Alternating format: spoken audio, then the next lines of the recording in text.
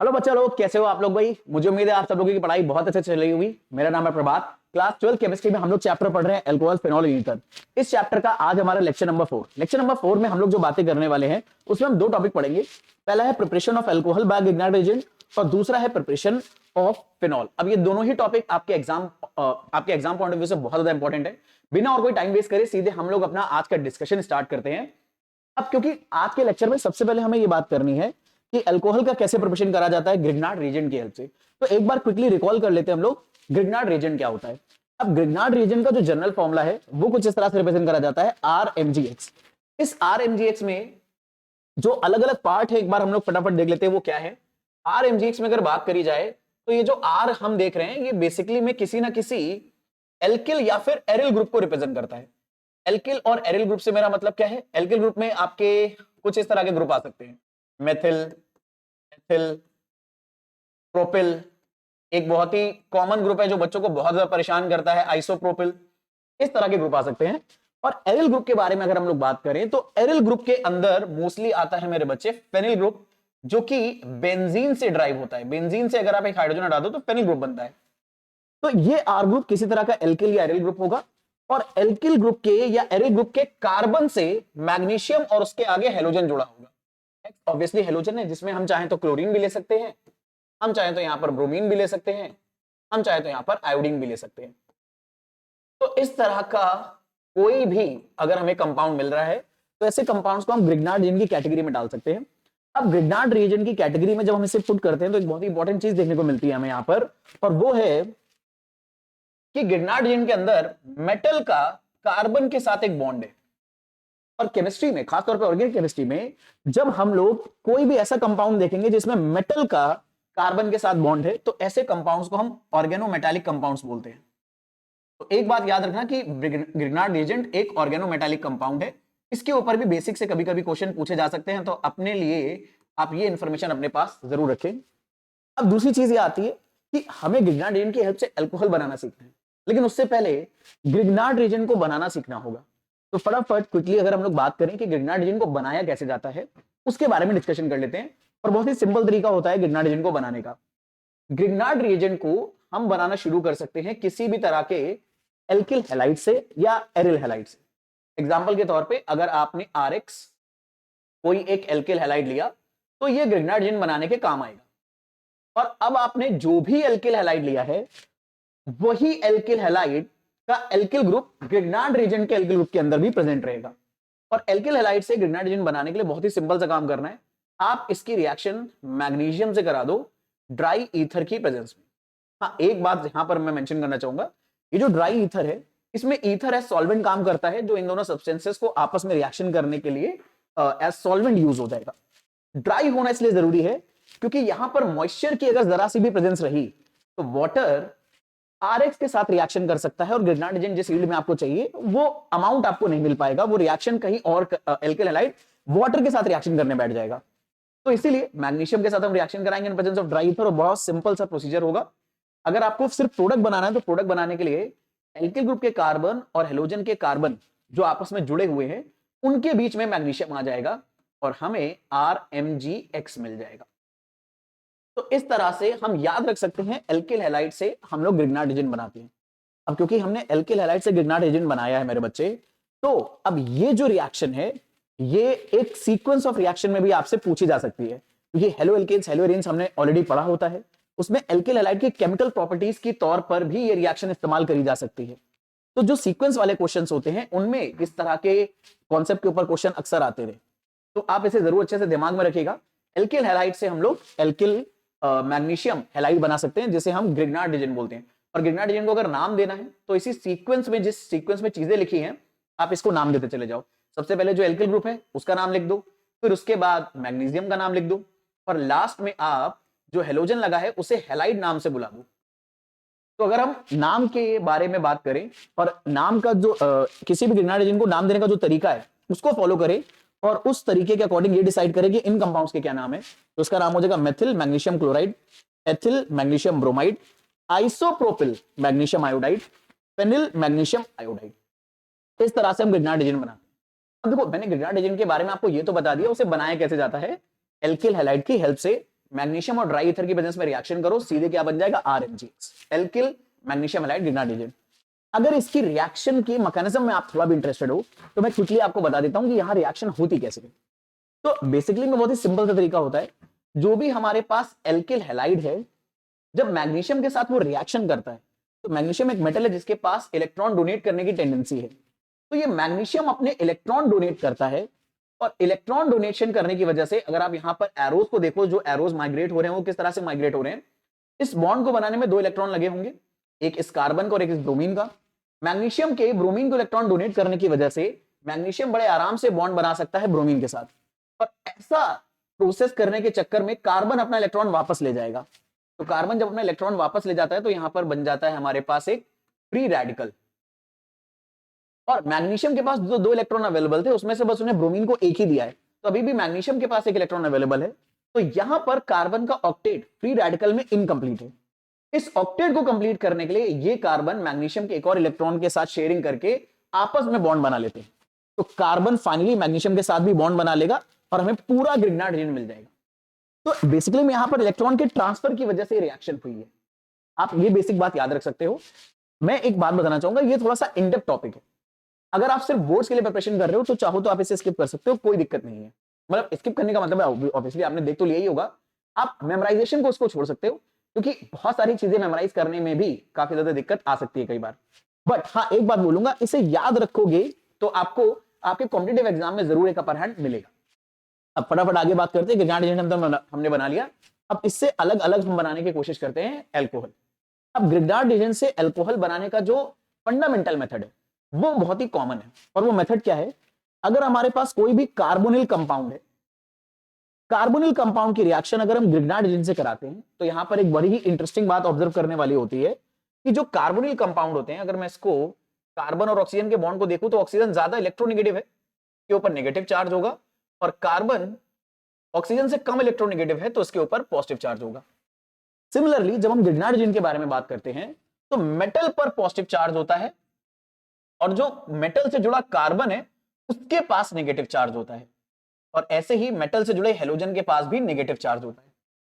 और हमें अब तक इतना तो अंदाजा पता चल गया है केमिस्ट्री पढ़ते पढ़ते कि 2 चीजें आपस में तभी रिएक्शन करती हैं जब उनके बीच में अट्रैक्शन फोर्स हो, और अपोजिट चीजें अट्रैक्ट करती है। तो अगर हम कार्बोनिल कंपाउंड्स की रिएक्शन ग्रिग्नार्ड एजेंट से कराते हैं अल्कोहल बनाने के लिए, तो अपोजिट चीजें एक दूसरे को अट्रैक्ट करेंगी। तो एक बार मैं क्विकली आपको समराइज कर दूं, अगर हमें अल्कोहल बनाना है ग्रिग्नार्ड एजेंट की हेल्प से, तो ग्रिग्नार्ड एजेंट की रिएक्शन हमें किसी ही कार्बोनिल कंपाउंड से करानी होगी। कार्बोनिल कंपाउंड के कार्बन ऑक्सीजन के बॉन्ड वाले कार्बन के पास पॉजिटिव चार्ज होगा, और ग्रिग्नार्ड एजेंट में मैग्नीशियम से जुड़े हेलोजन और मैग्नीशियम से जुड़े हेलोजन और मैग्नीशियम से जुड़े एल्किल ग्रुप के पास नेगेटिव चार्ज होगा। अब क्योंकि अपोजिट चीजें अट्रैक्ट करती हैं, तो इस कार्बन का पॉजिटिव मैग्नीशियम से जुड़े एल्किल ग्रुप के नेगेटिव कार्बन को अपनी तरफ अट्रैक्ट करेगा। और केमिस्ट्री में एक फंडामेंटल रूल याद रखना रिएक्शंस के लिए, दो चीजें जो एक दूसरे को अट्रैक्ट करेंगी केमिकल रिएक्शंस में, उनके बीच में बॉन्ड बन जाएगा। तो यहां पर एल्किल ग्रुप का इस कार्बन के साथ हमें बॉन्ड बनाना है, तो ये एल्किल ग्रुप कार्बन के साथ बॉन्ड बनाएगा क्योंकि इसके ऊपर पॉजिटिव चार्ज है, इसके ऊपर नेगेटिव। अब यहां पर एक बहुत ही लाजमी क्वेश्चन आता है कि हेलोजन के पास भी नेगेटिव चार्ज है, वो बॉन्ड क्यों नहीं बना रहा। तो देखो, इन दोनों चीजों के पास नेगेटिव चार्ज है, और ये दोनों ही चीजों के पास प्रोबेबिलिटी है इस कार्बन के साथ बॉन्ड बनाने की, लेकिन इस पॉजिटिव कार्बन के साथ वो चीज ज्यादा आसानी से बॉन्ड बनाएगी, या ज्यादा स्ट्रॉन्ग बॉन्ड बनाएगी, या पहले बॉन्ड बनाएगी जिसकी इलेक्ट्रॉन डोनेट करने की टेंडेंसी ज्यादा है। और कार्बन की इलेक्ट्रोनेगेटिविटी क्योंकि हेलोजन से कम है, तो जब भी मौका मिलेगा कार्बन अपना इलेक्ट्रॉन पहले डोनेट करना चाहेगा, क्योंकि 2 रीजन है इसके पीछे। कार्बन जब इलेक्ट्रॉन डोनेट करके बॉन्ड बनाएगा तो ज्यादा स्ट्रॉन्ग बॉन्ड बनाएगा हेलोजन के कंपैरिजन में, और दूसरा कार्बन की इलेक्ट्रोनेगेटिविटी कम है तो वो अपने पास नेगेटिव चार्ज रखना नहीं चाहता, वो किसी और को देना चाहता है। हेलोजन नेगेटिव चार्ज होल्ड कर सकता है। तो आप इस तरह से आइडिया लगा सकते हो। तो यहां पर बॉन्ड ज्यादा स्ट्रॉन्ग बनेगा तो ज्यादा स्टेबल हो जाएगा। तो एल्किल ग्रुप जो ग्रिग्नार्ड एजेंट के अंदर प्रेजेंट है, उसका कार्बन हम कार्बोनिल कंपाउंड के कार्बन को दे देंगे, पर कार्बन अगर एक नया बॉन्ड बना रहा है तो उसे पुराना बॉन्ड तोड़ना होगा।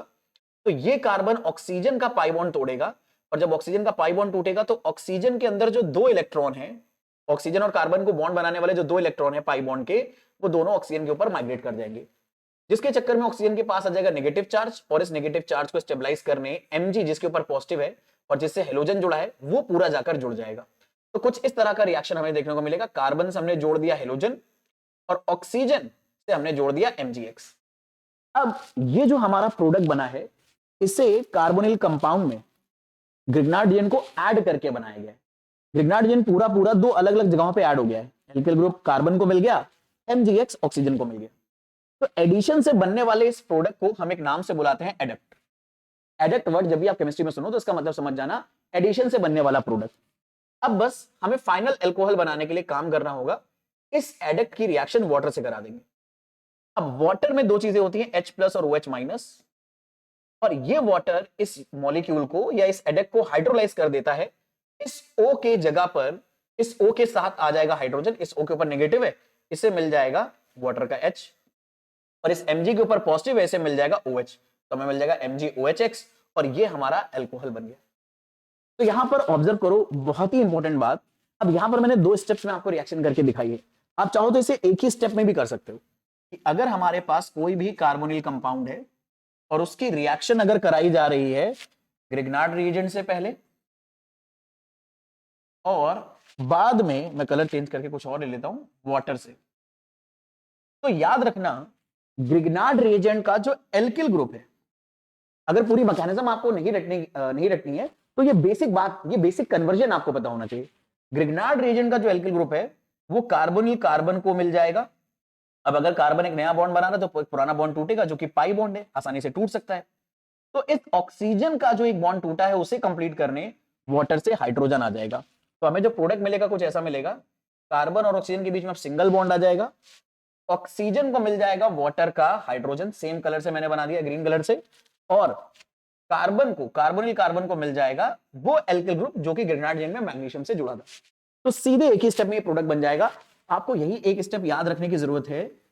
अगर मैकेनिज्म समझना, मतलब मैकेनिज्म क्या है, ये तो स्टेप्स ही है उसके बेसिकली में, आप इसे याद रखते हो तो डेफिनेटली आपको कॉम्पिटिटिव एग्जाम में एक अपर हैंड मिलता है। अगर आप ये चीज भी बेसिक याद रखोगे तो सबसे प्राइमरी रिक्वायरमेंट तो इसे ही याद करने की, क्योंकि most of the time question इस बेसिक फंडामेंटल पर ही आए। बहुत इन डेप्थ क्वेश्चन वगैरह आएंगे तो इस तरह की मैकेनिज्म को इन्वॉल्व करके आएंगे। आई होप ये कन्वर्जन आपको याद है। देखो, ऑर्गेनिक केमिस्ट्री में रिएक्शन याद जब भी करनी होती है, मैकेनिज्म इंपॉर्टेंट है, लेकिन उससे पहले ये याद रखना इंपॉर्टेंट है कि रिएक्शन में क्या क्या चेंजेस आए हैं, कौन से पुराने बॉन्ड टूटे हैं, कौन से नए बॉन्ड बने हैं, किस तरह से स्ट्रक्चर में हम चेंज लाए हैं। ये चीजें याद अगर रख ले गए तो डेफिनेटली ऑर्गेनिक केमिस्ट्री आपको थोड़ी सी आसान लगने लगेगी। फिर मैकेनिज्म में आप ज्यादा और डीप डाइव करके और ज्यादा इन डेप्थ स्टडी कर सकते हो। तो ये बेसिक जेनरिक आइडिया रहने वाला है। अब ये जो कार्बोनिल कंपाउंड है ये अलग अलग हो सकते हैं, हमारे पास एल्डिहाइड हो सकता है, कीटोन हो सकता है, और भी अलग अलग कंपाउंड हो सकते हैं। तो उन सारे एक एक कंपाउंड के बारे में हम लोग बात करना शुरू करते हैं कि क्या क्या कंपाउंड हम यहाँ पे ले सकते हैं, और वो ग्रिग्नार्ड रिएजेंट से अगर रिएक्शन करेंगे तो किस तरह के अल्कोहल हमें देखने को मिलेंगे। तो सबसे पहले हम लोग ग्रिग्नार्ड रिएजेंट की रिएक्शन करा रहे हैं फॉर्मल्डिहाइड से। अब कई बार बच्चों को मैंने स्ट्रगल करते हुए देखा है कि वो फॉर्मल्डिहाइड का स्ट्रक्चर या नाम याद नहीं रख पाते, और इस वजह से कई बार वो आता हुआ क्वेश्चन भी गलत कर देते हैं। तो मेरी एडवाइस तो मेरे बच्चे देखो यही है कि ऑर्गेनिक केमिस्ट्री के बेसिक्स अगर आपको पहले अंडरस्टैंड करने हैं तो उनमें सबसे प्राइमरी चीज ये होती है कि जितने भी बहुत ही कॉमन ऐसे ऑर्गेनिक कंपाउंड्स हैं जिनके common name here and there बहुत ज्यादा यूज होते हैं, उनके नाम, उनके स्ट्रक्चर, उनके कंडेंस फॉर्मूले, ये सब आपको बहुत अच्छे से पता होने चाहिए। शुरुआत में फॉर्मल्डिहाइड के बारे में जब आप सुनते हो तो कई बार बच्चों को ये बॉन्ड बना पाना बड़ा मुश्किल लगता है, लेकिन धीरे धीरे जब इसकी आप प्रैक्टिस करोगे, इसके अंदर इंडल्ज होगे, तो आप बहुत ही, आपके लिए बड़ा ही यूज टू वाली चीज हो जाएगी, आपको लगेगा बहुत ही आसान है। जैसे याद करो, जब आप सबसे पहली बार आपने क्लास 7th या 8th में क्या नाम है, पावर्स के बारे में पढ़ा था, नंबर्स के ऊपर, तो जरा सोचो, आप जब पहली बार लिख रहे थे 2 के ऊपर पावर 3, तो कितना शॉकिंग था आपके लिए। आपको ऐसा सोचना पड़ रहा था कि एक नंबर के ऊपर भी एक नंबर चढ़ सकता है, और इसका भी मैथ में अपने आप में एक मीनिंग है। तो जब क्लास 8 में पहली बार आप पढ़ रहे थे तो बहुत ही आपको प्रॉब्लमेटिक लगा होगा ये, या उससे भी पहले अगर जाएं जब आपने पहली बार नेगेटिव नंबर्स पढ़े थे, कि अभी तक तो हम नंबर्स ही पढ़ रहे थे, अब नेगेटिव नंबर भी पढ़ने, लेकिन अब आज आपके लिए बहुत ही सहज बात है, वो बहुत ही कॉमन सी बात, आपको पता है ऐसी चीजें एग्जिस्ट करती हैं, ऐसे होती है, तो आपको बहुत ही प्रॉब्लमेटिक नहीं लगती वो। ऐसे ही जब कभी भी आप इस तरह के स्ट्रक्चर्स वगैरह देखते हो, शुरुआत में हमारा दिमाग इतना कॉम्प्रिहेंसिव इसको अंडरस्टैंड नहीं कर पाता, तो हम बहुत ही परेशान हो जाते हैं कि ये चीज क्या है, लेकिन जब आप धीरे धीरे इनको प्रैक्टिस करते रहते हो, डेली यूज में लाते, डेली आप इसकी लिखते रहते हो, डेली इसके स्ट्रक्चर बनाते रहते हो, तो आपके लिए चीजें बहुत ही सिंपल, मतलब ऐसा लगता है कि बड़े ही सिंपल हो गई है, बड़े आराम से आप उन्हें पकड़ लोगे। तो इसीलिए जितना ज्यादा आप इंडल्ज करोगे इन्हें लिखने में, इन्हें प्रैक्टिस करने में, उतना आपके लिए ऑर्गेनिक केमिस्ट्री आसान हो जाएगी। ये ऑर्गेनिक केमिस्ट्री को इजी बनाने का पहला स्टेप होता है। अब बड़ी सिंपल सी रिएक्शन है मेरे बच्चे। ग्रिग्नार्ड रीजन की अगर हमने रिएक्शन कराई तो यहां पर भी कहानी वही होगी। ग्रिग्नार्ड रीजन में मैग्नीशियम से जुड़ा जो भी एल्किल ग्रुप है उसका कोई ना कोई तो कार्बन मैग्नीशियम से जुड़ा होगा। जैसे हमारे पास यहाँ पर अलग अलग एल्किल ग्रुप थे तो इसका कोई ना कोई तो कार्बन मैग्नीशियम से जुड़ा था। जैसे मेथिल का सीधे यही कार्बन मैग्नीशियम से जुड़ा था। मेथिल में 2 कार्बन थे पर उसमें ये कार्बन मैग्नीशियम से जुड़ा है। आइसोप्रोपिल में 3 है, उसमें ये कार्बन मैग्नीशियम से जुड़ा है। फेनिल में 6 कार्बन, उसमें ये कार्बन मैग्नीशियम से जुड़ा है। तो हर ग्रिग्नार्ड रीजन में कोई ना कोई एल्किल ग्रुप का कार्बन मैग्नीशियम से जुड़ा होगा और जो भी कार्बन जुड़ा हुआ है उसके ऊपर होगा नेगेटिव चार्ज। और जो हमारे पास फॉर्मल्डिहाइड है, फॉर्मल्डिहाइड में कार्बोनिल कार्बन जो है हमारे पास उसके ऊपर होगा negative charge, sorry positive charge, और इसका ऑक्सीजन के पास नेगेटिव चार्ज। तो अपोजिट चीजें अट्रैक्ट करेंगी, आर ग्रुप इसको मिल जाएगा, इलेक्ट्रॉन ऊपर जाएंगे और वाटर से रिएक्शन करने के बाद ऑक्सीजन को मिल जाएगा हाइड्रोजन।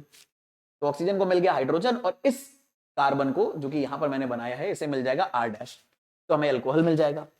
अब इस अल्कोहल को अगर हम ध्यान से देखें तो इसमें OH जिस कार्बन से जुड़ा है वो सिर्फ एक ही एल्किल ग्रुप से जुड़ा है, और अगर ये एक ही एल्किल ग्रुप से जुड़ा है तो ऐसे अल्कोहल्स को बुलाया जाता है प्राइमरी अल्कोहल मेरे बच्चे। अच्छा, कोई बच्चा ये आर्गुमेंट कर सकता है, कंफ्यूज हो सकता है कि यहाँ 2 हाइड्रोजन तो यहाँ पर एक ही है। अरे वो जाहिर सी बात है, कार्बन के 4 बॉन्ड बनेंगे, एक हाइड्रोजन और यहाँ पर होगा, वो अंडरस्टूड होता है। ठीक है, तो ये कैसा अल्कोहल बना? प्राइमरी अल्कोहल बना। अब यहाँ पर आपके एग्जाम के लिए याद रखने वाली बात यह है कि कभी भी ग्रिग्नार्ड रिएजेंट से अगर आपको प्राइमरी अल्कोहल बनाना है किसी कार्बोनिल कंपाउंड का यूज करके, तो वो कार्बोनिल कंपाउंड सिर्फ फॉर्मल्डिहाइड हो सकता है। हमारे पास बहुत सारे कार्बोनिल कंपाउंड्स है, फॉर्मल्डिहाइड है, एसिटल्डिहाइड है, कीटोन्स है, एसीटोन है जिसके में, ठीक है, और भी हमारे पास एस्टर वगैरह है, लेकिन सिर्फ फॉर्मल्डिहाइड एक लौता ऐसा कार्बोनिल कंपाउंड है जो कि ग्रिग्नार्ड रीजन के साथ प्राइमरी अल्कोहल बनाता है। और ऐसे कंपाउंड्स एल्डिहाइड, बाकी जो एल्डिहाइड्स हैं, बाकी जो कीटोन है, वो प्राइमरी अल्कोहल तो बिल्कुल भी नहीं बनाएंगे। अब इसकी प्रैक्टिस कर लेते हैं फटाफट। और इसमें ना छोटी छोटी बातें ऑब्जर्व करने वाली होती है। देखो, नोटिस करो, ग्रिग्नार्ड रीजन का जो भी एल्किल पार्ट है या जो भी एल्किल वाले पार्ट का वो कार्बन है जो मैग्नीशियम से जुड़ा था, वो अपना पूरा का पूरा ग्रुप लेके कार्बोनिल कार्बन को दे देगा फॉर्मल्डिहाइड के, और ऑक्सीजन को आप वाटर से आने वाला हाइड्रोजन दे देना, पूरा प्रोडक्ट बन जाएगा। अब बच्चों का कई बार डाउट होता है, सर इसमें जो मैग्नीशियम वाला प्रोडक्ट साथ में बनता है वो हमने नहीं बनाया। तो देखो एक बात बताता हूं मेरे बच्चे, ऑर्गेनिक केमिस्ट्री में हमारा सबसे प्राइमरी फोकस होता है ऑर्गेनिक कंपाउंड के ऊपर। आप ये बनाना चाहो तो लिख सकते हो, कोई दिक्कत नहीं है, लेकिन आपको ये चीज जरूर अच्छे से पता होनी चाहिए। ठीक है, फटाफट अब आगे बात करें तो कुछ क्वेश्चन प्रैक्टिस कर लेते हैं। जैसे मान लो मैंने फॉर्मल्डिहाइड की रिएक्शन मेरे बच्चे कराए, अच्छा फॉर्मल्डिहाइड जब लिख कर आएगा हो सकता है ऐसे लिख कर आ जाए HCHO, और वो कह दे इसकी रिएक्शन आप करा दो आइसोप्रोपिल क्लोराइड के साथ, और बाद में सर आइसोप्रोपिल मैग्नीशियम क्लोराइड के साथ, और बाद में आप इसमें डाल दो वाटर। तो बताओ फाइनल प्रोडक्ट क्या बनेगा? तो अगर आपको, जैसे मैंने एग्जांपल में बताया था इस तरह से फॉर्मल्डिहाइड बनाकर, अब क्वेश्चन में अगर इस तरह से आ गया तो कई बच्चे तो यहीं पर परेशान हो जाते हैं कि यार इसे कैसे करा जाए, सर ने ऐसा तो कुछ बताया ही नहीं है। तो कोई दिक्कत नहीं मेरे बच्चे, लिखने वाले ने कंडेंस फॉर्म में लिख दिया है। अगर आप इसमें अनकंफर्टेबल हो तो आप फॉर्मल्डिहाइड को तो ऐसे लिख ही सकते हो ना, ये आप लिख लो ऐसे, और उसके बाद जो रिएक्शन आपको करानी है वो रिएक्शन आप करा दो। आपको आइसोप्रोपिल मैग्नीशियम क्लोराइड की रिएक्शन फॉर्मल्डिहाइड से करानी है और बाद में वाटर से, तो कोई झमेला नहीं है। एल्किल ग्रुप का वो कार्बन जो मैग्नीशियम से जुड़ा है वो पूरा ग्रुप लेकर जाकर जुड़ जाएगा कार्बोनिल कार्बन पे। तो इस कार्बन से 2 हाइड्रोजन जुड़े हैं, वो जुड़े रखते हैं हम, और इस कार्बन पर आकर ये कार्बन जुड़ जाएगा, हमने CH जोड़ दिया। अब इस कार्बन से 2 CH3 जुड़े थे, अब आपकी मर्जी, आप उन्हें लेफ्ट और राइट में लिखो, या जैसे यहां पर V शेप में बनाकर दिए हैं आप इन्हें V शेप में लिखो, कोई दिक्कत नहीं। कई बच्चे इसी में घबरा जाते हैं, अरे यहां तो V दिया था सर ने, लेफ्ट राइट लिख दिया। जब तक जो चीज जिस एटम पर बॉन्डेड है आप वहीं पर बॉन्ड करके लिखोगे तब तक लिखने में कोई दिक्कत नहीं है। हाँ, इस CH3 को यहां नहीं भेज सकते क्योंकि वो इस कार्बन से नहीं जुड़ा है, इस कार्बन जुड़ा। लेफ्ट राइट ऊपर नीचे बना सकते हो, चलेगा, बॉन्ड्स भी पूरे होने चाहिए कार्बन के 4। बाकी इस कार्बन पे O जुड़ा था वो OH में कन्वर्ट हो जाएगा। अब देखो ये जब हमने स्ट्रक्चर बनाया है देखने में कितना अटपटा सा लग रहा है, मुझे टेढ़ा मेढ़ा बना दिया। इसे ही थोड़ा सा आप सही कर सकते हो, जैसे यहां से चेन स्टार्ट करो और 3 कार्बन की चेन बना दो ऐसे, CH3 CH, और इसके आगे इस कार्बन पे 2 हाइड्रोजन, इसी पे OH लगा और इस पे क्या लगा, CH3। मोस्टली ये हमारा सही तरीके से लिखा हुआ आंसर हो जाएगा। बनाने को टेढ़ा मेढ़ा अगर आप बना रहे हो तो ऐसे बना लो, लेकिन आपको उसे सही से भी लिखना आना चाहिए। और फंडामेंटल रूल क्या फॉलो करना है, कई बच्चे यहां से यहां तक पहुंचने में बहुत स्ट्रगल करते हैं। भाई मान लो ऑब्जेक्टिव क्वेश्चन आया, ऑब्जेक्टिव क्वेश्चन में आपने ये बनाया लेकिन आंसर में ये स्ट्रक्चर बन के आया, तो कई बच्चे पहचान नहीं पाते। पहचानने का रूल क्या याद रखना है, बहुत ही सिंपल सा रूल ये है, जो एटम जिस जगह पे बॉन्डेड है आप बस चेक करो वो चीज वहीं बॉन्डेड है। जैसे एग्जांपल के तौर पे एक कार्बन से 2 CH3 जुड़े हैं, यहां पर भी एक कार्बन से 2 CH3 जुड़े हैं, जिस कार्बन से 2 CH3 जुड़े हैं उसी से आगे OH वाला कार्बन जुड़ा है, जिस कार्बन से 2 CH3 जुड़े हैं उसी कार्बन से OH वाला कार्बन जुड़ा है। OH वाले कार्बन के पास 2 हाइड्रोजन है, आपने भी यहां बना दिए। जब तक ये सारी चीजें फुलफिल हो रही है तो स्ट्रक्चर बिल्कुल सेम माने जाएंगे, टेढ़ा मेढ़ा बनने से कोई फर्क नहीं पड़ता, क्योंकि मजबूरी में बना दिया गया। आई होप ये वाली चीज आपको समझ में आ गई है। और नोटिस करो OH जिस कार्बन से जुड़ा है वो सिर्फ एक ही कार्बन से जुड़ा है, तो ये बना प्राइमरी अल्कोहल। तो ये भी बात याद रखनी है, grignard एजेंट से जब प्राइमरी अल्कोहल बनाना है तो आपके पास सिर्फ अवेलेबिलिटी जिस एल्डिहाइड की है वो है फॉर्मल्डिहाइड। अगर आपने फॉर्मल्डिहाइड के अलावा कोई एल्डिहाइड यूज करा तो वो 2 डिग्री अल्कोहल कन्वर्ट करके दे देगा। उसका भी एग्जांपल देखते हैं। जैसे मान लो अगर हमने फॉर्मल्डिहाइड के अलावा कोई जनरल एल्डिहाइड ले लिया, अब किसी भी जनरल एल्डिहाइड का जो फॉर्मूला होता है, किसी भी जनरल एल्डिहाइड को अगर आपको रिप्रेजेंट करना है मेरे बच्चे, तो आप उसे RCHO, जिसे हमने ओपन स्ट्रक्चर में अगर बनाए तो ऐसे लिख सकते हैं, इस तरह से रिप्रेजेंट कर सकते हो। तो ये कोई भी जनरल एल्डिहाइड है, इसमें फॉर्मल्डिहाइड भी आता है। हम फॉर्मल्डिहाइड के इतर कुछ बात कर रहे हैं, यहां पर R एल्किल ग्रुप ही होगा, एरिल ग्रुप होगा, ये डेफिनेटली कोई भी हाइड्रोजन नहीं हो सकता। अगर R की जगह पे आप हाइड्रोजन नहीं लोगे, यहां पे मेंशन कर दो R इज नॉट हाइड्रोजन, तो अगर R हाइड्रोजन नहीं है तो R पक्का कोई और एल्किल या एरिल ग्रुप होगा। अब अगर आपके पास कोई भी और एल्डिहाइड है तो अभी भी यहां पर कुछ कहानी तो सिमिलर रहेगी। जैसे ये जो कार्बोनिल ग्रुप है, इसे कार्बोनिल क्यों बोल रहे हैं, क्योंकि इसमें कार्बन और ऑक्सीजन दोनों है, डबल बॉन्ड से जुड़ा है, तो कार्बन ऑक्सीजन डबल बॉन्ड से जब जुड़े होते हैं तो ऐसे ग्रुप्स को बुलाया जाता है कार्बोनिल ग्रुप। अब इस कार्बन के ऊपर कैसा चार्ज आ गया, नेगेटिव, सॉरी पॉजिटिव, क्योंकि ऑक्सीजन से जुड़ा है, ऑक्सीजन इलेक्ट्रोनेगेटिव है, और ऑक्सीजन के ऊपर नेगेटिव। ग्रिग्नार्ड रिएजेंट में जो R डैश ग्रुप है, जो हमारा एल्किल ग्रुप है, वो मैग्नीशियम से जुड़ा है। मैग्नीशियम है मेटल, मेटल के ऊपर पॉजिटिव, तो उससे जुड़े नॉन मेटल के ऊपर नेगेटिव। अब अपोजिट चीजें अट्रैक्ट करेंगी, R ग्रुप इस कार्बन पर अटैक करेगा, और वाटर अगर हमने लिया हुआ है तो O पर आ जाएगा वाटर, वाटर का हाइड्रोजन, O पर दे दिया वाटर का हाइड्रोजन, इस कार्बन पर एक और R डैश आ गया। तो जरा नोटिस करो यहां पे बॉन्ड कौन से टूटे, R और Mg का बॉन्ड टूटा, कार्बन ऑक्सीजन का पाई बॉन्ड टूटा, और बॉन्ड कौन से बने, R और कार्बन के बीच का बॉन्ड बन गया, O और H के बीच का बॉन्ड बन गया। तो अगर मैं यहां पर लिस्ट करूं कि बॉन्ड कौन से ब्रेक हुए, देखो किसी भी केमिकल रिएक्शन को याद रखने के लिए बहुत ज्यादा जरूरी होता है कि आप ये याद रख पाओ कि कौन कौन से बॉन्ड ब्रेक डाउन हुए। तो यहां पर बॉन्ड कौन कौन से ब्रेक डाउन हुए हैं, कार्बन और ऑक्सीजन का पाई बॉन्ड, दूसरा कार्बन और मैग्नीशियम का बॉन्ड ग्रिग्नार्ड एजेंट के अंदर।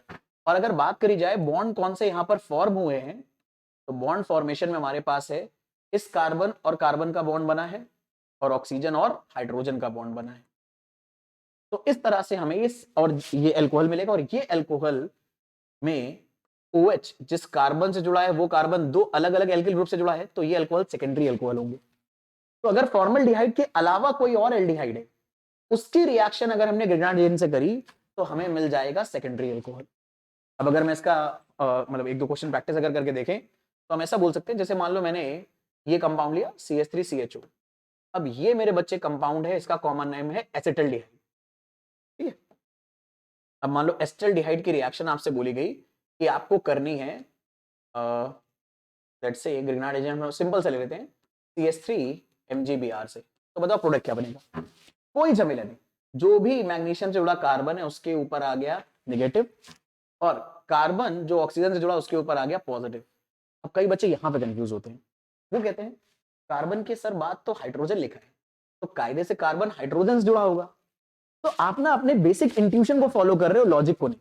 और जब कभी भी आप साइंस को सॉल्व करते टाइम, साइंस को समझते टाइम या मैथ को समझते टाइम बेसिक इंट्यूशंस फॉलो करते हो और लॉजिक नहीं लगा रहे होते हो, तो कई बार आपका दिमाग आपको कंफ्यूज कर देता है और फिर वहां से चीजों में क्लैरिटी आना कम होने लगता है।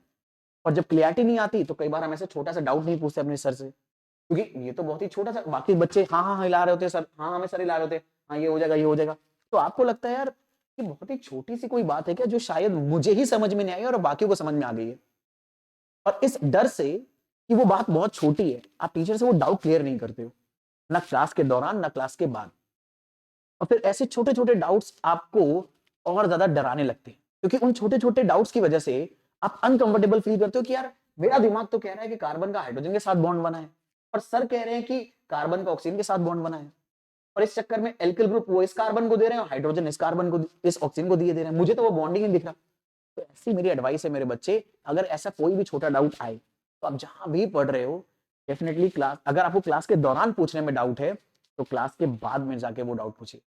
और अगर वो टीचर वो डाउट नहीं बता रहे हैं, आपको डिमीन कर रहे हैं, तो मैं एडवाइस करूंगा कि भाई वहां पर टीचर की थोड़ी सी गलती है। और मैं एडवाइस करूंगा फिर आप कोई ऐसा मेंटर ढूंढो जो वाकई में आपको ऐसे छोटे छोटे डाउट्स प्रॉपर्ली बता पाए, क्योंकि हम जब पढ़ाई कर रहे हैं तो हमने मतलब हमें कुछ ड्रीम्स है ना जो फुलफिल करने हैं, और हमारी जो पढ़ाई हमारी जो एजुकेशन है वो उन ड्रीम्स को फॉलो, उन ड्रीम्स को अचीव करने के रास्ते में, मतलब उसी उसी को फॉलो करते हुए जाना है आपको। ठीक है, मतलब वो एजुकेशन वो टूल है जिसकी हेल्प से आप उन ड्रीम्स को अचीव करोगे, और वहीं पर अगर चीजें फंसने लगी, वहीं पर चीजें दिक्कत देने लगी और उसकी रेमेडी नहीं मिल पा रही, तो आगे हमारे लिए बहुत नुकसान होगा। तो डेफिनेटली तुरंत स्टेप लेने की जरूरत है आपको। बाकी फिलहाल आगे कहानी को बढ़ाते हैं। अब देखो उस चीज के बारे में बात करते हैं कि यार यहाँ पर कार्बन तो हमें हाइड्रोजन के बाद लिखा दिख रहा है, तो जैसे मैंने कहा ना हम लॉजिकली नहीं सोच रहे, लिखने वाले ने से लिख दिया है ऐसे, पर अगर आप इसका स्ट्रक्चर बनाओगे तो इसका स्ट्रक्चर प्रॉपर कैसे दिखेगा, CH3 C double bond O।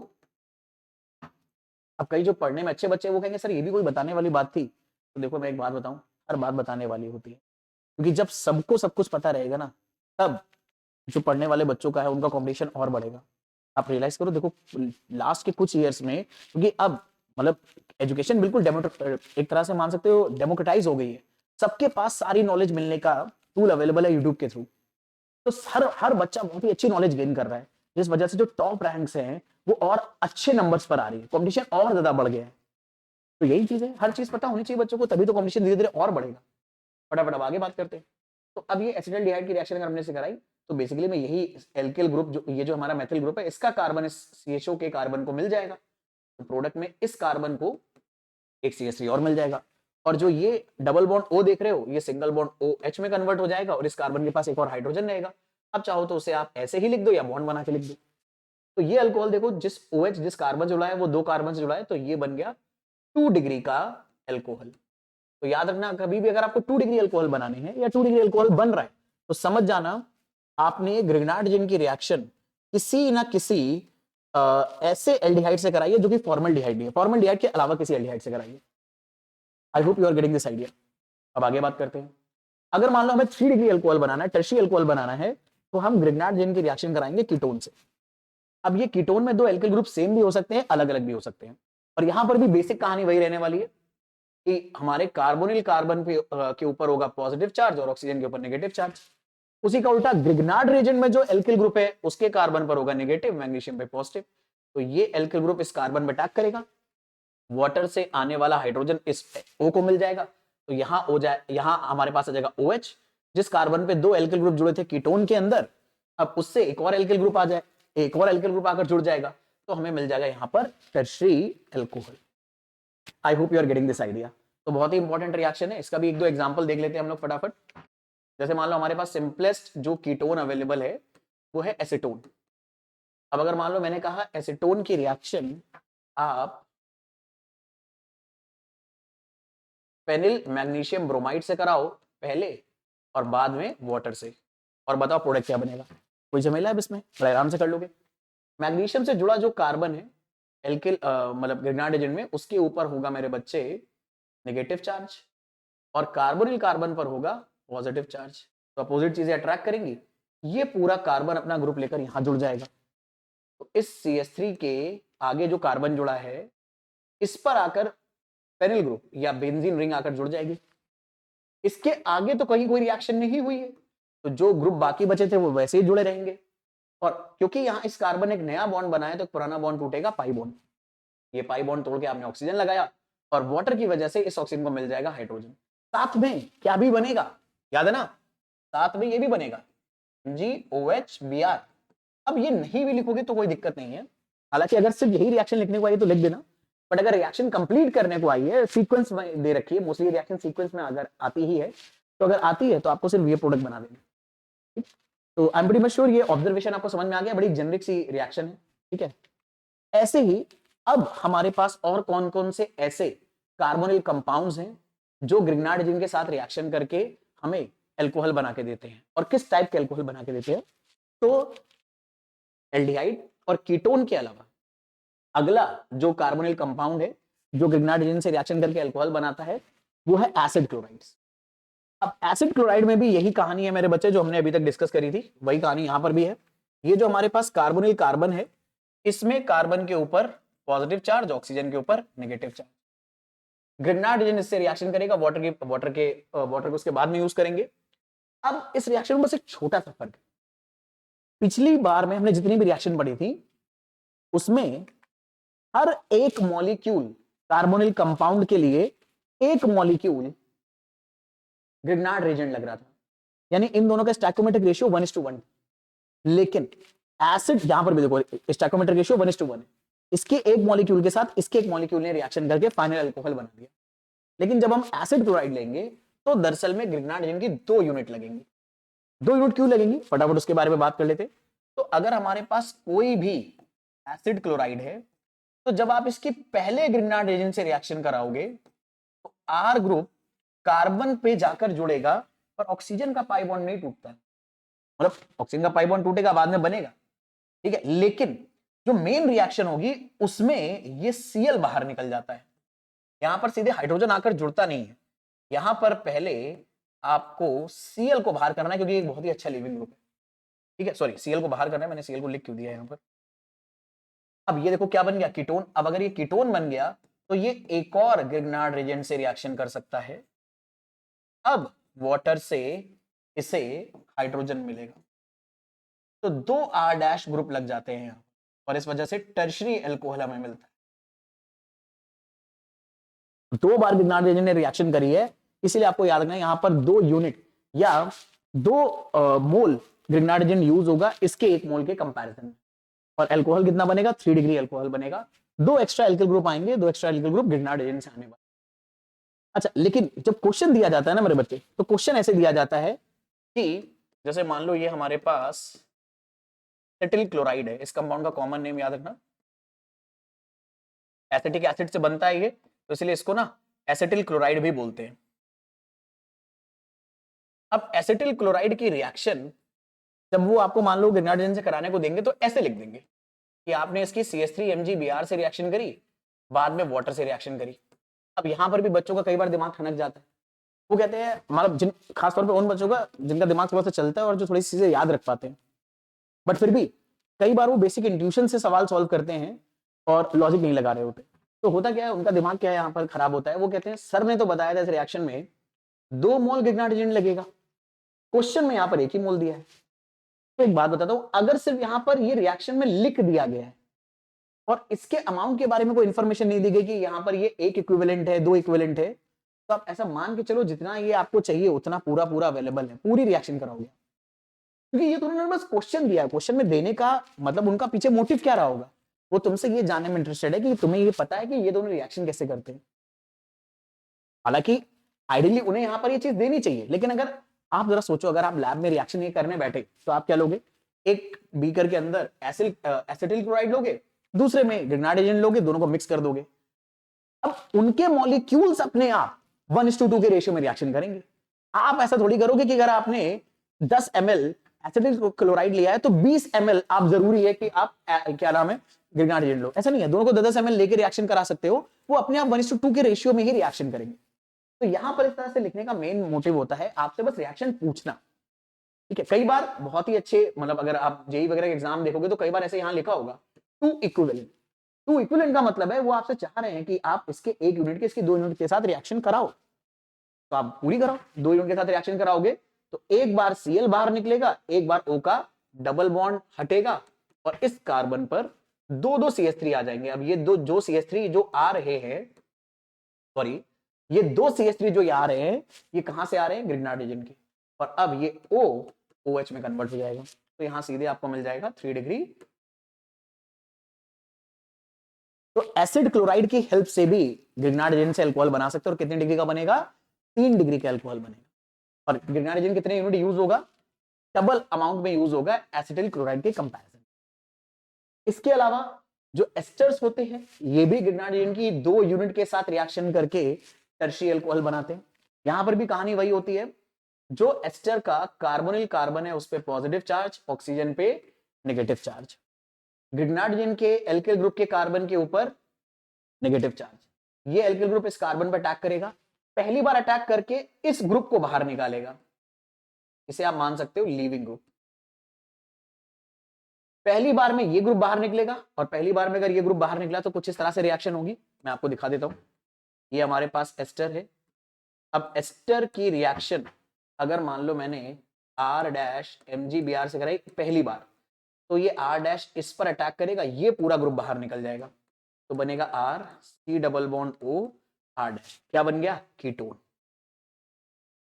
अब ये कीटोन फर्दर आगे रिएक्शन करेगा, किससे? ग्रिग्नार्ड रीजन से, क्योंकि अभी हमने इन्हीं दोनों को इंट्रोड्यूस कराया है।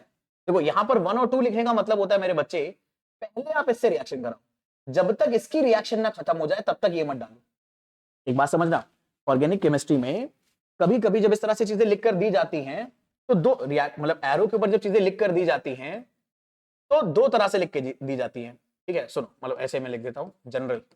जैसे मान लो रिएक्टेंट है, तो कई बार ऐसे लिख के देंगे कि मान लो इसकी पहले रिएक्शन जिंक से कराई और बगल में ऐसे वाटर लिख दिया, तो जिंक स्लैश वाटर लिखा है, इसका मतलब जिंक और वाटर एक साथ डाल रहे हैं। लेकिन अगर ऐसे लिखा है कि पहले आपने RMgX से रिएक्शन कराई, नंबर पढ़े उसके बाद, और बाद में वाटर से, तो इसका मतलब अलग है। यहां पर जिंक वाटर एक साथ है, यहां पर पहले एक बीकर में रिएक्टेंट के साथ आप RMgX डालोगे और पूरी रिएक्शन होने दोगे। जब तक इन दोनों की रिएक्शन कंप्लीट नहीं होगी तब तक आप इसे इंट्रोड्यूस नहीं करोगे। यहां पर ये ऑलरेडी इंट्रोड्यूस्ड होता है, तो अगर नंबर पढ़ेंगे इसका मतलब एक के बाद एक इस्तेमाल करना है। तो अभी हमने बस क्या डाला है? Grignard reason. जब तक ग्रिग्नार्ड रीजन अपनी पूरी रिएक्शन कंप्लीट नहीं कर लेगा तब तक वाटर नहीं डालेगा। तो ग्रिग्नार्ड रीजन अपनी रिएक्शन कंप्लीट करने के लिए अगला स्टेप क्या परफॉर्म करेगा? क्योंकि अब ये कीटोन बन गया, और जिस बीकर में रिएक्शन करा रहे होंगे उस बीकर में अगर कीटोन बनकर आ गया, हमने एसिड क्लोराइड डाला, ग्रिग्नार्ड रीजन डाला, जिसकी वजह से कीटोन बना होगा इस बीकर के अंदर। अब इसी बीकर के अंदर अभी बहुत सारा अनरिएक्टेड ग्रिग्नार्ड रीजन पड़ा होगा ना, और वो अनरिएक्टेड ग्रिग्नार्ड एजेंट अब क्या करेगा? कीटोन के साथ रिएक्शन करेगा। और अब ऑक्सीजन दरअसल में O- के फॉर्म में आएगा, वाटर से अब ये क्या ले लेगा? हाइड्रोजन, तो टर्शियरी अल्कोहल बन जाएगा। अब यहां पर बच्चों के दिमाग में कई बार एक सवाल आता है कि मैंने पहले इस कंपाउंड की रिएक्शन ग्रिग्नार्ड रीजन से कराई, ये लीविंग ग्रुप की तरह पूरा का पूरा यूनिट बाहर निकल गया, ठीक। फिर उसके बाद मैंने कहा कि इस बीकर में ना मैंने ग्रिग्नार्ड एजेंट डाला था, ये एस्टर डाला था, इन दोनों की रिएक्शन से ये कीटोन बना। इसके बाद मैंने एक और वर्ड इस्तेमाल करा, एक और सेंटेंस, कि अभी भी इस बीकर में ग्रिग्नार्ड रीजन बचा होगा। अब बच्चों के मन में डाउट आता है, जब इन दोनों की रिएक्शन हो गई तो ग्रिग्नार्ड रीजन बचेगा क्यों? तो यहीं से आपके दिमाग में आना चाहिए कि यहाँ पर ग्रिग्नार्ड एजेंट आप कितना ले रहे हो? डबल क्वांटिटी में ले रहे हो। और अगर डबल क्वांटिटी में नहीं भी ले रहे हो, तो जब ये एक आपने मान लो इसके 100 मॉलिक्यूल लिए, इसके 100 मॉलिक्यूल लिए, तो ऐसा नहीं होता रिएक्शन में कि 100 और 100 एक साथ रिएक्शन कर जाते। इनके हो सकता है पहले 2-2 3-3 यूनिट आपस में रिएक्शन करें, 2-2 3 यूनिट आपस में रिएक्शन करेंगे तो ये कीटोन से 2-3 यूनिट बनेगा। और जब ये 2-3 यूनिट बनेगा तो इसके अगल बगल अभी भी बहुत सारा ग्रिग्नार्ड एजेंट बचा हुआ है। लिया तो 100 था, अभी 2-3 से ही रिएक्शन हुई है, तो अभी भी बहुत सारा ग्रिग्नार्ड एजेंट बचा है। तो जैसे ही आपस में टकरा कर रिएक्शन करेंगे तो कीटोन आगे फर्दर रिएक्शन कर ले जाएगा और आपको टर्शियरी अल्कोहल मिल जाएगा। तो अब हमने ये समझ लिया कि कौन कौन से कंपाउंड, अभी मतलब हम लोगों ने अभी तक क्या क्या पढ़ लिया। फॉर्मल्डिहाइड की रिएक्शन ग्रिग्नार्ड एजेंट से कराओगे प्राइमरी अल्कोहल बनेगा, किसी और एल्डिहाइड की कराओगे तो सेकेंडरी अल्कोहल बनेगा, कीटोन की रिएक्शन कराओगे ग्रिग्नार्ड एजेंट से टर्शियरी अल्कोहल बनेगा। इन तीनों के अलावा कौन सा कार्बोनिल कंपाउंड ग्रिग्नार्ड एजेंट से रिएक्शन करके अल्कोहल बनाता है? Acid chloride. और कौन बनाता है? एस्टर। इसके अलावा और कौन बना सकते हैं मेरे बच्चे? तो इसके अलावा इस तरह के जो स्ट्रक्चर्स होते हैं इन्हें बोला जाता है साइक्लिक ईथर्स, इपॉक्साइड्स, ठीक है। अब यहां पर इसकी पहचान क्या है? देखो, जो ईथर होते हैं उसमें क्या होता है? O2 अलग अलग एल्किल ग्रुप से जुड़ा होता है। सेम भी हो सकते हैं, अलग अलग भी हो सकते हैं, मतलब बेसिकली में ऑक्सीजन दो अलग अलग कार्बन को जोड़ने का काम करता है। यहाँ पर भी वही हो रहा है, ये ऑक्सीजन इस कार्बन को भी जोड़ रहा है और इस कार्बन को भी जोड़ रहा है। लेकिन फर्क क्या है, यहां पर एक पूरी साइकिल बनने की बजाय एक स्ट्रेट चेन होती है। तो एक नॉर्मल ईथर है, ये साइक्लिक ईथर है जिन्हें एपॉक्साइड्स बोल सकते हो आप, ठीक है। अब इनकी रिएक्शन भी अगर ग्रिग्नार्ड एजेंट से करते हो तो अल्कोहल बनता है। हाँ, यहां पर फिर से वही कहानी रिपीट हो जाती है कि ग्रिग्नार्ड एजेंट आपको एक यूनिट में ही चाहिए होता है। जितना आप ईथर लोगे, साइक्लिक ईथर लोगे, उतना ही ग्रिग्नार्ड एजेंट लेकर काम चल जाएगा। तो ग्रिग्नार्ड एजेंट से रिएक्शन करिए, वाटर लिया, ठीक है। H प्लस का मतलब है एसिडिक, मतलब एसिडिक मीडियम में आप रिएक्शन करा रहे हो, और बहुत ही सिंपल सी रिएक्शन है। ऑक्सीजन अब की बार दो कार्बन से जुड़ा है। अब इन दो कार्बन पर पॉजिटिव चार्ज आएगा क्योंकि दोनों ऑक्सीजन से जुड़े हैं, और ऑक्सीजन पे नेगेटिव। अब अगर इन दोनों कार्बन पे पॉजिटिव आ गया और ग्रिग्नार्ड के एल्किल ग्रुप के पास नेगेटिव है, तो बस नेगेटिव एल्किल ग्रुप के पास चॉइस है, या तो वो इस कार्बन पे जाए या इस कार्बन पे जाए। किसी जाता वो दोनों पर है, लेकिन एक से मेजर प्रोडक्ट बनेगा, और मेजर प्रोडक्ट बनने के लिए वो उस कार्बन पर अटैक करेगा जो कि लेस सब्स्टिट्यूटेड है, मतलब जिसके पास ज्यादा हाइड्रोजन है। इसके पास दो हाइड्रोजन है, इसके पास सिर्फ एक ही हाइड्रोजन है। देखो इस कार्बन के तीन बॉन्ड बने, एक दो तीन, चौथा हाइड्रोजन से यहां होगा। तो इसके पास एक हाइड्रोजन है, इसके पास दो हाइड्रोजन है। जिसके पास ज्यादा हाइड्रोजन होंगे उसे माना जाएगा लीस्ट सब्स्टिट्यूटेड कार्बन, और जिस जो भी लीस्ट सब्स्टिट्यूटेड कार्बन है एल्किल ग्रुप उसके ऊपर अटैक करेगा। क्यों? दो रीजन। पहली बात तो इसके अगल बगल स्टेरिक हिंड्रेंस कम है। दूसरा, ये जो एल्किल ग्रुप होते हैं ना, ये प्लस आई इफेक्ट वाले ग्रुप होते हैं। तो प्लस आई की वजह से ये पॉजिटिव चार्ज को जो इस कार्बन पर आया है, ये जो मैं थोड़ी सी खिचड़ी बका दी है इसको हटा देता हूं, ये इस प्लस आई इफेक्ट की वजह से इस कार्बन के ऊपर पॉजिटिव चार्ज कम आएगा। इसके पास कोई प्लस आई इफेक्ट वाला ग्रुप नहीं है, तो इस कार्बन के ऊपर जो पॉजिटिव चार्ज होगा वो ज्यादा होगा। और जाहिर सी बात है, जहां ज्यादा पॉजिटिव चार्ज मिलेगा वहां पर नेगेटिव और पॉजिटिव का बॉन्ड स्ट्रॉन्ग बनेगा, और जहां बॉन्ड स्ट्रॉन्ग बनेगा वहां मेजर प्रोडक्ट बनने के चांस होते हैं।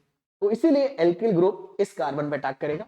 जब ये एल्किल ग्रुप इस कार्बन अटैक करेगा तो अब की बार ऑक्सीजन का सिग्मा बॉन्ड टूट जाएगा, और ऑक्सीजन बगल वाले कार्बन में माइग्रेट कर जाएगा, क्योंकि अभी तो उसके साथ तो जुड़ा ही हुआ ना ये बॉन्ड।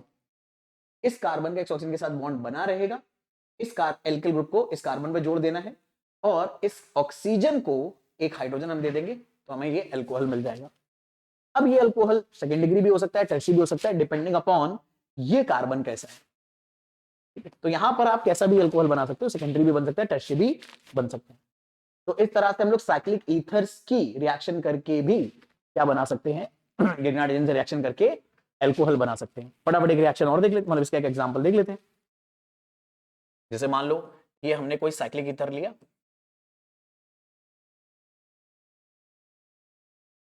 और इसकी रिएक्शन मैंने करा दी एथिल मैग्नीशियम ब्रोमाइड से पहले, और बाद में वाटर से। मैंने कहा प्रोडक्ट बनाओ, तो मुझे उम्मीद है बड़े आराम से बना लोगे आप, कोई झमेला नहीं है। इस कार्बन जो कि मैग्नीशियम जोड़ा, इसके ऊपर होगा नेगेटिव चार्ज, और ऑक्सीजन से दोनों कार्बन जो जुड़े इनके ऊपर आएगा पॉजिटिव पॉजिटिव चार्ज। इस मेथिल के प्लस आई की वजह से ये पॉजिटिव चार्ज कम होगा, मतलब छोटा होगा, मैं जानबूझ के छोटा बना दे रहा हूं ताकि आपको दिख जाए कि ये पॉजिटिव चार्ज कम है और ये पॉजिटिव चार्ज ज्यादा होगा। तो जहां ज्यादा स्ट्रॉन्ग पॉजिटिव चार्ज है वहां पे नेगेटिव चार्ज के साथ स्ट्रॉन्ग बॉन्ड बनेगा, तो ये बॉन्ड टूटेगा, ये कार्बन यहां पर अटैक करेगा। जब ये कार्बन यहां पर अटैक करेगा तो इस कार्बन के ऑलरेडी 4 बॉन्ड बने हुए, तो ये पांचवा बॉन्ड नहीं बना सकता, तो रिएक्शन करने के लिए इसे एक और बॉन्ड तोड़ना पड़ेगा, सिग्मा बॉन्ड अपना तोड़ लेगा। तो प्रोडक्ट लेफ्ट से राइट अगर हम लिखें तो इस CH3 पे कोई रिएक्शन नहीं हुई, इस C कार्बन से हाइड्रोजन जुड़ा है, और जहां ऑक्सीजन जुड़ा हुआ था, ऊपर जगह नहीं है तो मैं नीचे लिख दे रहा हूं, क्योंकि मैंने आपको बताया था ना, जो एटम जिस एटम से जुड़ा है अगर वही दोनों एटम आपस में जोड़ के लिखे आपने, तो ऊपर लिखो नीचे लिखो एटम्स को कोई फर्क नहीं पड़ता। तो ऑक्सीजन ऊपर था, मैं जानबूझ के से नीचे लिख दे रहा हूं, लेकिन अब इस ऑक्सीजन का ये बॉन्ड दूसरे कार्बन से टूट चुका है, तो इस ऑक्सीजन को दूसरे कार्बन से हम नहीं जोड़ सकते। लेकिन ये वाला जो कार्बन है जो कि यहाँ पे बना हुआ है, इस कार्बन का तो अभी इस कार्बन से एक बॉन्ड बचा है ना, तो ये सारे बॉन्ड ऑब्जर्व करने की जरूरत होती है। यहाँ पर CH2 आपने लिखा, इस CH2 से ये CH2 आकर जुड़ गया, और इस CH2 से CH3 जुड़ा है, तो हमने इसे ऐसे लिख दिया। अब फटाफट इस O को वाटर का क्या मिल जाएगा, हाइड्रोजन। मान लो एसिडिक मीडियम में रिएक्शन कराई आपने, तो ये हमारा फाइनल प्रोडक्ट बन गया। इसका IUPAC नेम अगर आपको देना है तो 1 2 3 4 5 pent two pentan two ol, इसका IUPAC नेम हो जाएगा। तो इस तरह से आप साइक्लिक ईथर से भी रिएक्शन करके अल्कोहल बना सकते हो। देखो कितने डिग्री का बना, 2 डिग्री का। अगर मान लो यहाँ पर हाइड्रोजन की जगह एक और एल्किल ग्रुप होता, CH3 होता, तो 3 डिग्री अल्कोहल बन जाता। तो इस रिएक्शन से आप 2 डिग्री 3 डिग्री अल्कोहल बना सकते हैं। तो ये सारे डिफरेंट मेथड्स थे ग्रिग्नार्डिन की हेल्प से अल्कोहल बनाने के। अब बात कर लेते हैं फिनॉल्स को प्रिपेयर करने की। ये ऐसी स्पेशल रिएक्शंस हैं जिनसे हम सिर्फ फिनॉल प्रिपेयर करते हैं मोस्टली मेरे बच्चे।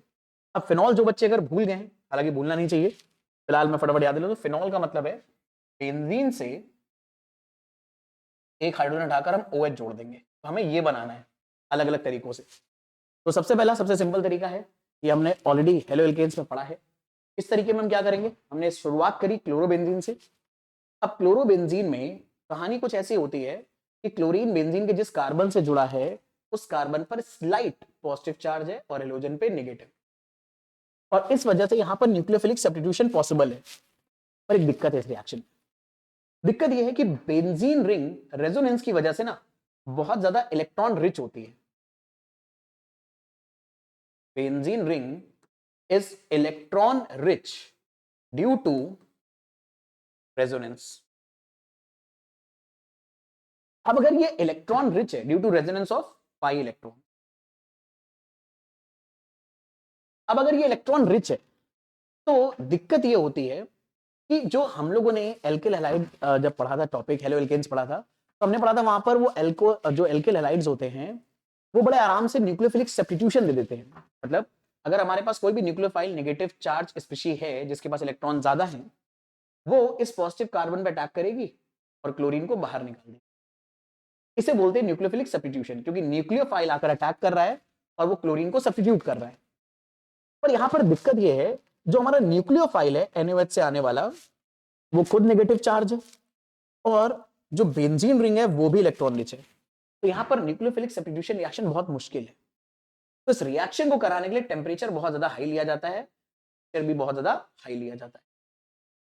तो ये रिएक्शन न्यूक्लियोफिलिक सब्स्टिट्यूशन तब नहीं हो सकती अगर नॉर्मल कंडीशन में आप रिएक्शन कराओगे, कंडीशन विग्रस होती है।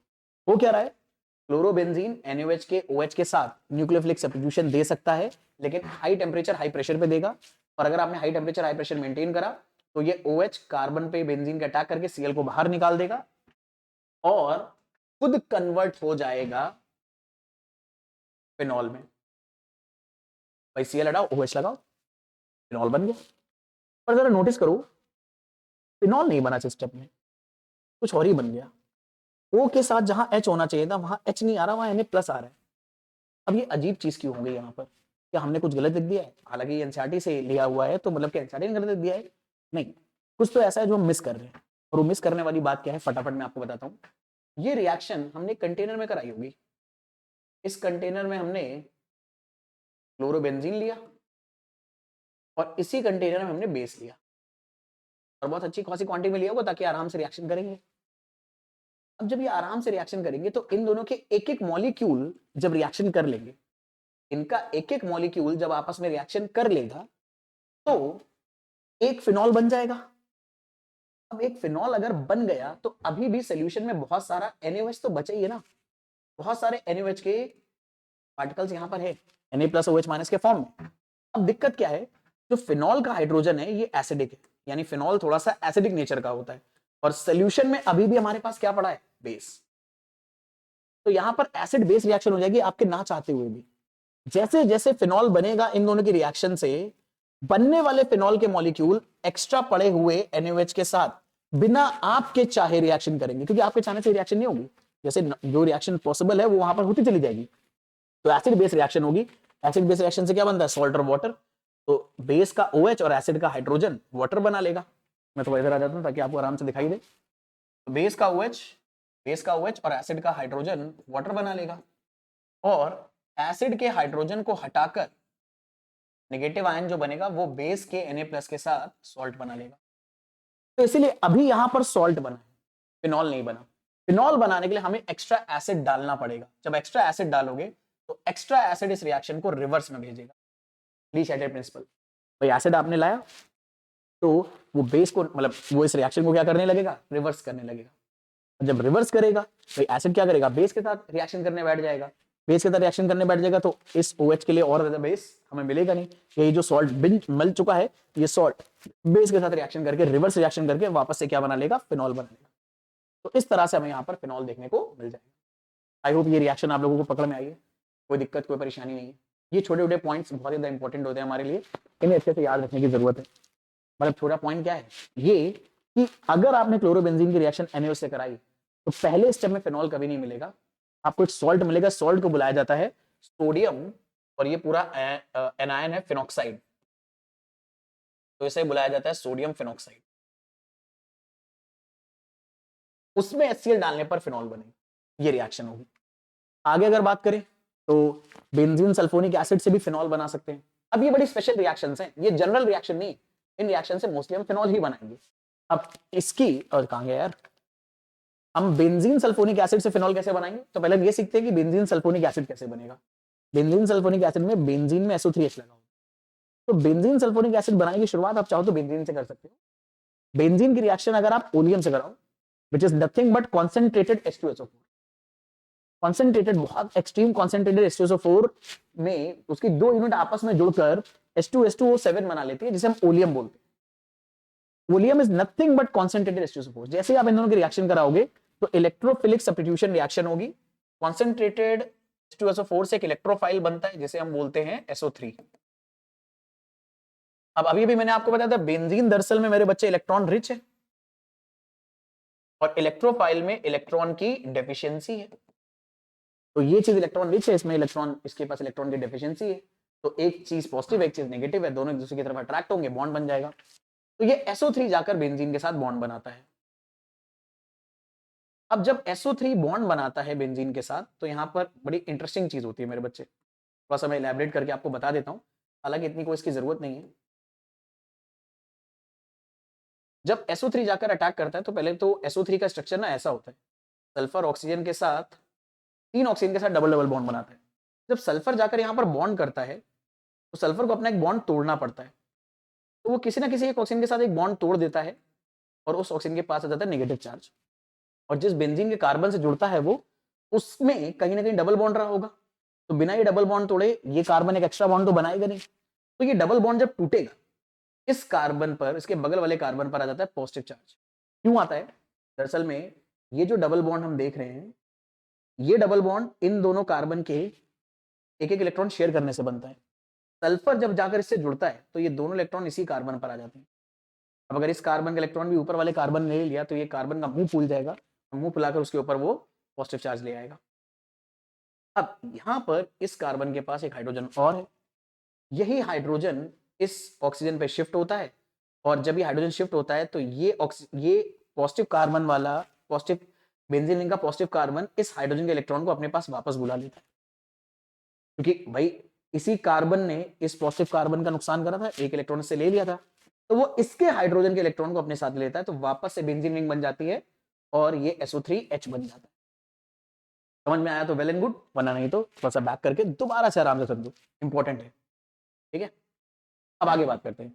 अब ये जो बेंजीन सल्फोनिक एसिड है, इससे फिनॉल बनाने के लिए बस एक सिंपल सी रिएक्शन करनी होती है। दरअसल में क्या रिएक्शन है, ये जो बेंजीन सल्फोनिक एसिड है इसकी रिएक्शन बस आप NaOH से करा दो। OH एक न्यूक्लियोफाइल है, बड़े आराम से इस पर अटैक करके SO3 को बाहर निकालेगा। लेकिन फिर से वही बात, फिनॉल बनेगा लेकिन साथ में कंटेनर के अंदर क्या रहेगा, बेस, तो फिनॉल पहली बार में नहीं बन पाएगा, पहली बार में यही बनेगा सोडियम फिनॉक्साइड। इसे फिनॉल में कन्वर्ट करने के लिए बाद में एक्स्ट्रा एसिड डालना पड़ेगा, इसलिए देखो 1 नंबर पे NaOH लिखा है और सेकंड नंबर पे H+ लिखा हुआ है। ठीक है, अच्छा यहां पर नोटिस करो कोई विग्रेस कंडीशन लेने की जरूरत नहीं पड़ी हमें। क्यों, क्योंकि दरअसल में SO3H एक बल्की ग्रुप है जो बड़े आराम से इस मॉलिक्यूल से बाहर निकल सकता है, उसे चुल्ल मची हुई मॉलिक्यूल से बाहर निकलने की। कई बार बेंजीन रिंग में अगर बहुत बड़े बड़े ग्रुप लगे होते हैं ना, उनका सब्स्टिट्यूशन बहुत आसान होता है। ये एक छोटा सा एटम, स्ट्रॉन्ग बॉन्ड होता है कार्बन के साथ बेंजीन के, इसे निकालना बड़ा मुश्किल।